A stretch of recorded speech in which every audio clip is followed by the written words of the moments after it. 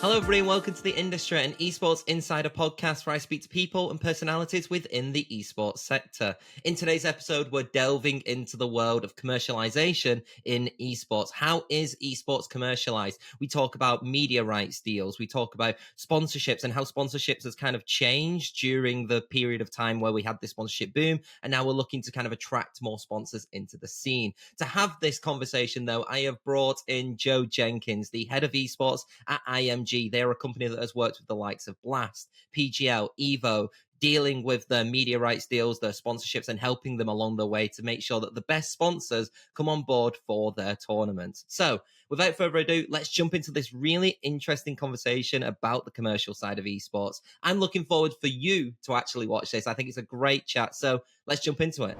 So, Joe, it's a pleasure to have you on the podcast. Firstly, before we dive into esports, commercial rights, sponsorships, we've got a lot of interesting conversations about the commercial side of esports, right? I want people to know about IMG and yourself as well. So can you give a little bit of information about IMG and your role as head of esports? Because IMG have been in the scene for quite a while, right? You're the person that, or the company that I guess not many people know about, because you're the one behind other people who are prominent names in the scene, right?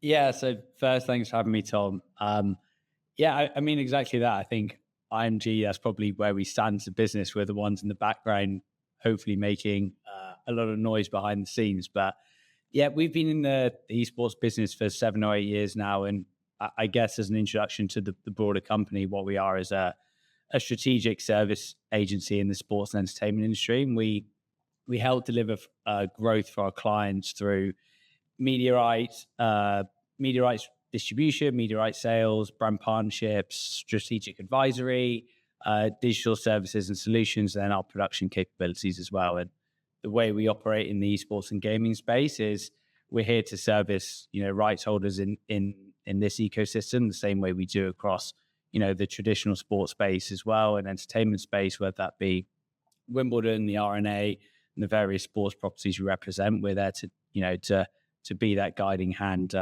in the esports and gaming space as well. So why did IMG decide to look at esports as an opportunity, and when did that actually come about? So that was, I said 7 or 8 years ago now. So we're looking back into 2016, 17 territory. I think at that time there was probably we're starting to make a bit of a name for ourselves in the digital entertainment side across the broader company. And I think esports and gaming was probably coming into its infancy at that point. And it made sense for us to look at the business and start looking at how we as a traditional sports rights holder can actually make an impact and help delivering growth for rights holders in this space as well. And I think it probably took a bit of time to figure out where we position ourselves in the industry. But I think it was pretty clear that the way we can do that is in a very similar model to how we work in the traditional sports space. And that started in a time where we were distributing media rights for a number of clients and our production services, and gradually that's built out into more of a brand partnerships agency, looking at how we can help digital expansions and international growth strategies around our strategic advisory services as well. So I think at that point there was a lot of exciting things happening in the industry, and it just made sense for us to start looking at that point and grow out from there, really. I guess it's important as well to add on to that, right, is the fact that IMG has worked with a lot of tournament organizers, right? So Blast, I believe Evo is another one as well. It's like fighting games, CS, a lot of fighting games in CS, right? How does that kind of transition from a traditional sports thing? So I'm going to bring up what I think some in the esports community don't like to do and compare esports to sport. But considering this is IMG going from a traditional sports kind of model and kind of applying it to esports in a way, what are some of like the similarities and differences between the two? Because I'm guessing, like you said, going to like Wimbledon is probably a lot different than doing a same kind of consultancy and management job than the likes of PGL and Blast, right? Yeah, I mean, there's a lot of differences, obviously, in terms of the entertainment form and, versus traditional sports. But I think fundamentally, we're operating in a similar way. I think if you take media rights, for example, we're able to use our network of sales executives around the world to add value to the various rights holders, whether that be tournament operators, publishers, in the same way as we do in the traditional space. I think in terms of the way those rights are sold are slightly different. We've got different carve-outs. Obviously, esports and gaming has been born in a digital environment, whereas sport hasn't. And there's probably a lot of learnings that are going either way there in terms of where, how sport are looking at streaming platforms and digital platforms, distributing content for free and making it accessible and growing audiences in a very organic way that, the gaming industry has for years now. But ultimately, there's, it's how we carve out rights is slightly different. Obviously, with the accessibility of gaming causes complications with exclusivity. That means that we've got to be a bit more strategic about how we maximize value, both from a, exposure perspective, but also, commercial perspective as well. And there's a fine balance in how we do that. But we're here to help our rights holders and deliver whatever the objective is and how they do that. And we can be quite creative in our solutions and strategies to be able to do that as well. Do you think that there's a slight difference, the fact that esports inherently is owned by a company, right? The games are owned specifically by like a company themselves, a publisher. While obviously you have football as an example, you do have like the FA and you have regulation and stuff. The actual essence of football itself is, or anyone can kind of create a tournament and do whatever they want with it, right? To a point. Does that add a little bit of differences when you're looking at traditional sport and esports? I think from I guess like a governance perspective, I think what we're looking at there is an IP owner in esports or gaming IP owner has potentially in some instances different objectives to what a sports IP owner has. And like fundamentally, they're two different types of businesses. And the way, I guess more so on the gaming side, the way they approach esports and the way they use esports as either a marketing activity or a core part of their strategy to grow their audience, it is slightly probably different to how we look at it in the sports space, and that reflects equally on their appetite to commercialize certain rights, and what they decide to do with their properties is slightly different. I guess they've just got slightly different aims and objectives of how they achieve that. But when you take away the IP owner in gaming and fundamentally just look at the esports property itself, is they're worked on in a very similar way to the sports industry. It's like, how do we make this individual ecosystem thrive to the best of its ability, both from an audience perspective and then ultimately a commercial perspective as well. Yeah, I want to talk about media rights as you brought up then, but actually, I've never looked at media rights in the way that you kind of mentioned it, where you talked about traditional sports, looking now towards streaming service, looking towards actually what a lot of esports had already been essentially born into, right? Like you said, it wasn't, esports was not on a traditional TV and then moved to a Twitch or a YouTube or a streaming service, right? It's always been digital. But do you think that has also caused some issues with the fact that a lot of traditional sports, right, rely on media rights deals to help fund the league as like a major source of engagement of funding, where esports kind of hadn't had that? And realistically, it seems that despite attempts, can't seem to have that. Was that like a big shift when you were looking at those two markets together?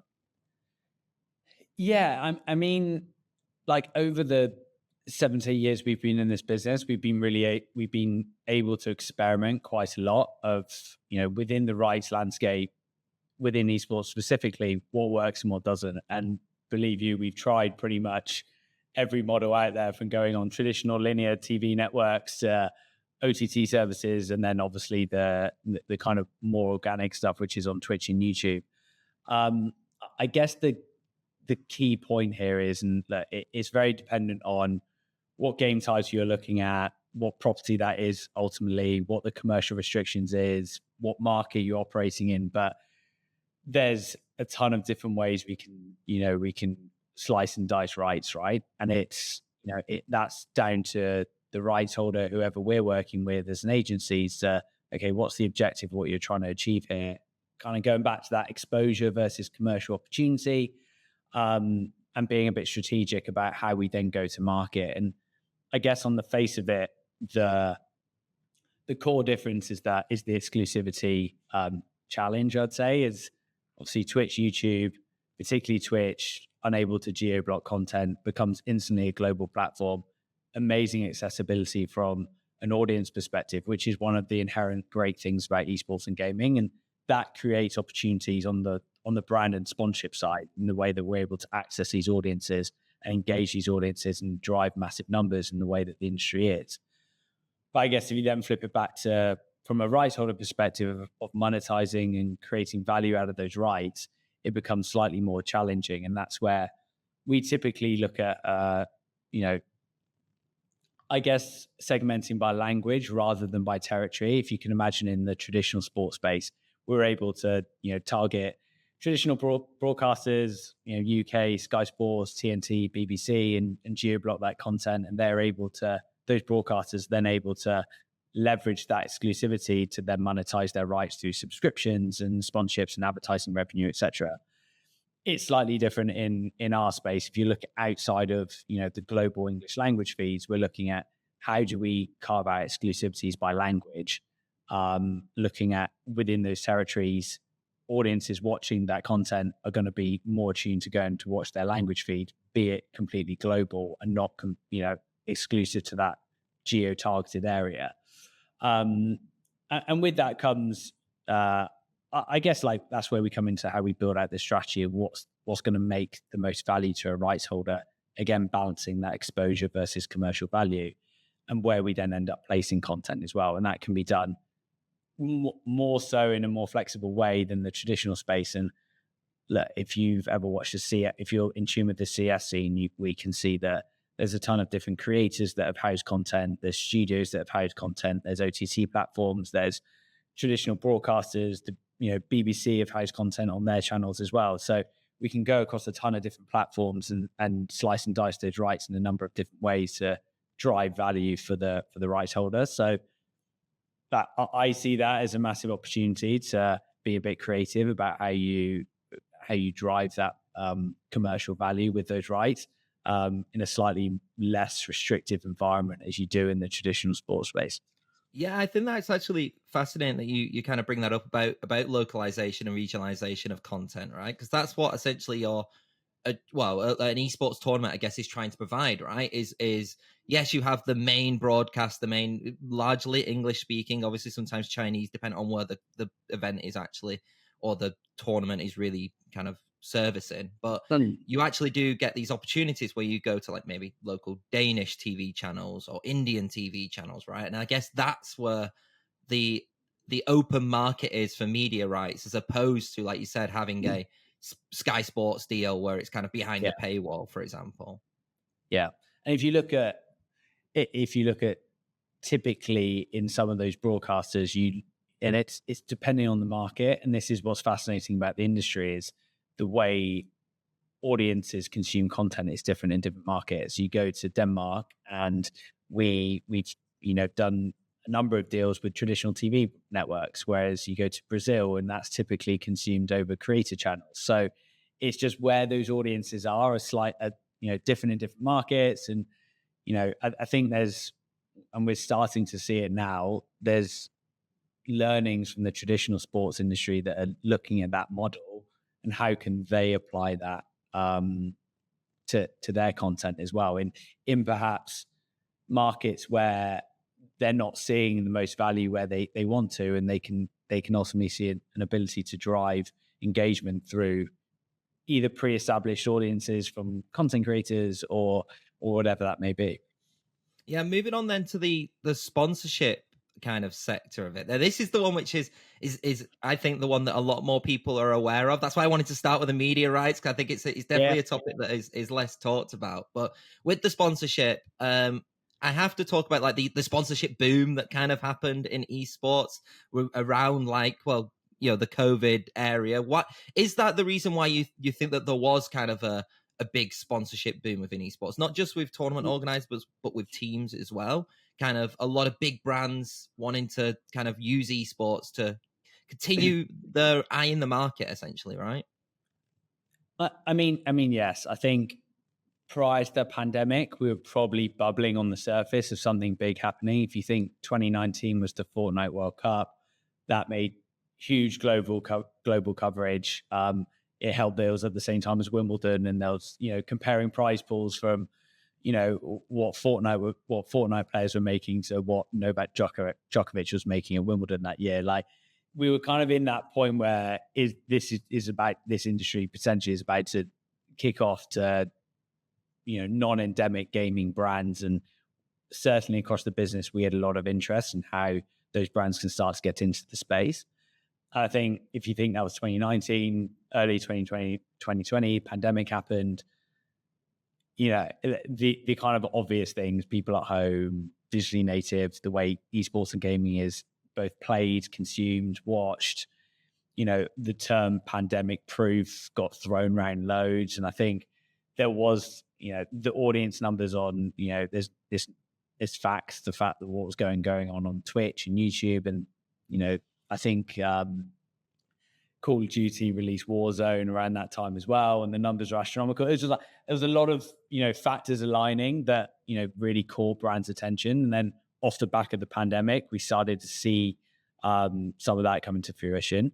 But now ultimately, I think it's, yes, there definitely was a pandemic boom that during and post. There's no doubt about that. And we're able to capture and introduce a number of brands to the space, which is really great. And I think what it's about now is how do we evolve those brands into more established presences in the space. I think, our job as agents and, rights holders as well, they need to do that through value alignment and looking at how brand X or brand Y is really, aligning themselves with their audience and whatever given property that is, and making sure it makes sense. Because as you'll know, Tom, as if a gaming or esports partnership doesn't make sense, the community is the first people to knock it down. And ultimately, the reality is simply applying a brand doesn't really work in this space. And, we have to tell a story and show credence and add almost an extra level of context as to why these brands are involved in this environment. And I feel we're in the phase now as, rights holders, but also our job as agents is how do we evolve those brands from, we've experienced this boom, we've introduced loads of brands to the space, and how do we now take it forward? Yeah, I think that's actually basically what I was going to go on to next. The fact that, it's no longer like a sponsor on a shirt, right? If you just see like a sponsor on a shirt in an esports team, a lot of fans will be like, okay, well, what else is happening? We've got this the shirt sponsor, that's cool, but what else is there? What activation? Value? It's like, oh, cool. Yeah. Well, it's great for you, but what about me? It's essentially what it is. What's in it for us? Yeah. But and I think as well, like it's looking at it from both perspectives, right? Because from an advertiser's perspective, that's actually really difficult as well to I guess I go back to football, but F1 is the exact same, right? You see a lot of like sponsors, and it's just kind of put a deal on it. And I think the fans are like, yeah, well, it's a sponsor, it's fine, we'll put it on the shirt, you're okay. Well, I feel like the generation after that now is a bit more like it wants a lot more than just actually, oh, look, this team is getting money off this sponsor. And I think that's also proven difficult for advertisers as well. Like, how do you know, and what are the conversations that you have to make sure that these advertisers are kind of aware of it isn't just going to be here is a logo, and if it is, then be prepared that there might be a little bit of a backlash if you're just wanting to do this per se. Yeah, and I think there's a couple of sides to that. I think very rarely now do we have those conversations where brands are just wanting a logo slap. I think there's an understanding, and from their perspective, that we need to show return on our investment. And that's obviously a very hard thing to work out. And that's not just in esports or gaming, that's like across the sponsorship landscape. Is like the golden, question is like, how are you proving ROI? So there is I guess a level of demand from the brands on that, of like, we want to show something here, so it isn't just a logo slap. And I think how we're doing that is, I guess esports and gaming natively has a lot more points we can pin to to show value for brands. I think we can be a lot more flexible in how we activate brands across various assets, whether that be teams, organizations, broadcast, events, simply because the restrictions aren't there yet. The industry hasn't matured enough, and there's a lot of things we can do, and the way we can integrate brands on a broadcast is way more flexible than what we can do on the traditional TV space. So that's something. And B, the fact that it's more digitally native, like inherently in the industry, there's more points that brands can then pin to, data metrics of where they can pull like click-throughs and where audience have engaged and things like that. So there's a lot of like touch points that we can pull on, and that are really interesting and appealing to brands and the way they want to monitor their partnerships. But there's ultimately an immense level of education there. Not every brand understands this space, and that's a rights holder. It's our job. It's everyone's job to try and educate in how they can see value from this. And I generally think the best way to do that is to get more people into events and see how engaged this audience is. Whenever we take people to, whether that be majors, league events, whatever it is, and as soon as they see those audiences, it's something they haven't experienced before, or they have, and they're just more excited to be part of that. It's really great for everyone. Yeah, and I guess as well, like just from my perspective, and obviously if you disagree with this, then I'm more than happy to hear your thoughts about it as well. Like obviously it's because of like macroeconomic challenges, not just in esports, but throughout the world, right? Sponsorship is harder to get now than what it was years ago, So I guess there is even more of an emphasis, like you said, from these brands' perspective, as you were saying, like that it isn't now just here is a logo because we have a bit of spare money in which we can kind of put on our marketing budgets. Now, actually, it is also, like you said, a case of, okay, well, here's a logo, and then we also want this activation at this tournament and this booth. And then I guess it's your guys' jobs or the tournament organizers' jobs are trying to think of, okay, how can we make that work with the community without it feeling forced as well, right? Yeah, and that's where it comes back to that storytelling and being authentic and genuine in the way that, in the reasons why brands want to connect and with the audience. And I think if they are genuine and authentic and that they do want to engage this audience, which is why they should be investing in the space, and there should be a good story to tell around how they're providing value for the fans and the community, right? And it kind of goes back to the point we just mentioned about the brands have been torn apart by the community in this space for not doing that. So they'll be the first ones to tell you if it hasn't gone well. And then you've got some of them though who are there and have been there for years now because you get that understanding. A lot of them are more endemic brands, but there are still like quite a few non-endemic brands now who you could kind of even associate to kind of the esports and gaming world, right?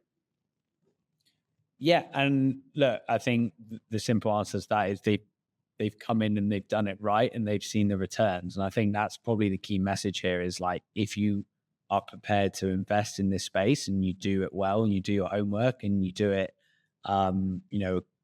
cautious and considered approach to how you enter this space, then there are brands hanging around. So, use those as some pretty positive case studies.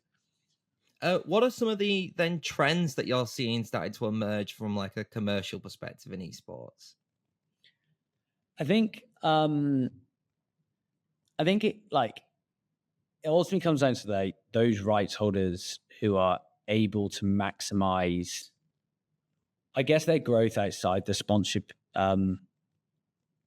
space. I think there's a lot of talk and a lot of onus in the esports space about, sponsorship being the main revenue driver. Like we see those, Nielsen graphics or whatever they are, where they have, the different the different revenue sources from the industry, and then sponsorship is like spiked up here. And, where's the other stuff?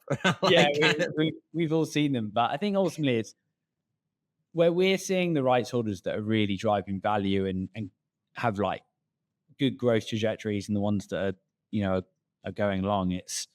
It's where they're able to maximize their value outside of that space, and where we see that from our perspective is through going into new markets with their existing assets and that can be from like a team perspective, that can be from a TO perspective or publisher perspective. Like, how are they growing into new markets? It's how are they capitalizing through other avenues with their existing audiences? And we're typically seeing that through, new innovative IP solutions. And I think there's some really good examples this year of organizations that are doing that in the likes of, like, we've just seen the Esports World Cup take place that has had amazing engagement. It's made a massive bang on the world, on the industry. Those kind of like new creations that are growing the various, different game titles, different communities outside of the existing. That's the stuff we're seeing that's like really allowing organizations to grow. And we're seeing Blast do it in their co-creations as well, and with the various rights holders they're working with. Like, we're just seeing the rights holders that are doing that across the board are the ones where we think are going to excel going forward. Yeah, I guess you look at it from like a tournament organizer perspective, right? And like you said, you see the likes of Blast now, who are now working in Fortnite, Rocket League, obviously CS. I believe that they're doing Dota as well. And like you said, you're kind of taking that brand and you're opening that opportunity to more of the sponsors, because there are now in this world, because people forget this, esports is fragmented in terms of like each different game has a different set of sponsors that more people will be willing to kind of go to because there's different audiences. Kind of opens up that, right? And I guess then from like a brand perspective, for me personally, I look no further than like what Red Bull does, for example. And Red Bull, even in not even just in esports, just in traditional sports itself, is a brand that has now not just sponsors stuff, but has actively been a part of stuff, right? Red Bull do esports tournaments now, and they do sponsorships and everything, right? So it's becoming that all-encompassing kind of entity as well, right, from a brand perspective. Yeah, exactly. And I think like you've hit the nail on the head. You've got to look at audience. Like, that's the way we approach brand partnerships, is where can we establish greater audience and where can we, or increase engagement with our existing audience. And if you've got a story to tell around your audience and why that's particularly valuable, then ultimately we know that's going to be valuable to a brand in various different categories. And we're then there to try and facilitate that.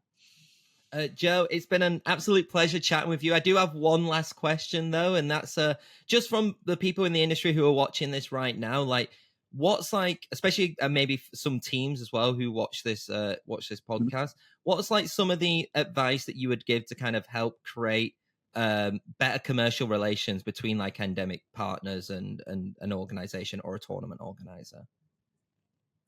I think probably twofold. I think one, we've got to be as an industry like really open to inviting people in. I think, and there's a big educational piece, and I think the more open we can be, the more we can help people understand and understand the value of the audience that we're operating with, and use that to then also develop relationships and then see those through as well, and really prove the value to those partners, not just have logo slaps and things like that. I think that's one thing. And I think off the back of that is, let's try and get more people to events. Like I said, it's one of the most impressive things about this industry is when you see that live in person. I think we probably don't do it well enough in terms of getting new people into those environments. So that would be my little nugget, I guess. Yeah, events are definitely king, right? Yeah. It's always the thing that kind of reignites, I think, a lot of fans' interest is seeing these events and everything that goes along with them. But Joe, yeah, absolute pleasure speaking to you. I look forward to, even though this will be coming out after ESI Lisbon, I look forward to definitely speaking to you at ESI Lisbon. So be a great having a chat. And I'll probably talk, I don't know, about another hour or so about media rights in general, because it's something that I love talking about. I actually timed myself to not talk too much about media rights, because there's so much more to do. So I can't wait to chat more about you.